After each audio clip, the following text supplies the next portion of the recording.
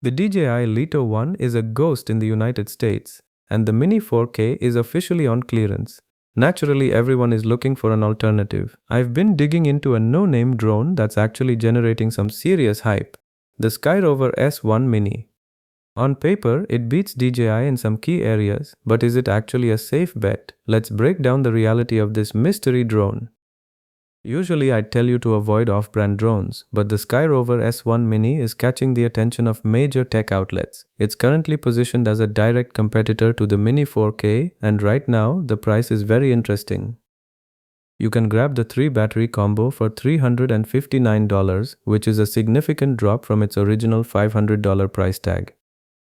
When you look at the specs, the Skyrover actually has the edge over the DJI Mini 4K in several categories. First, the sensor is a larger 1/2-inch Sony unit compared to the smaller sensor on the DJI.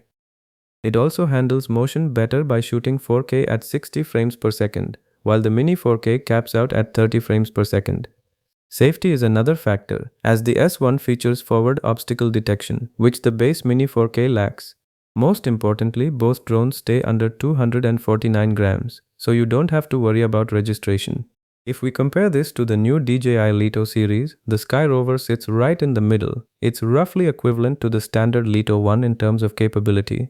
However, if you are a serious videographer, the Lito X1 is still the king with its larger sensor and 10-bit color. But that only matters if you can actually find one to buy.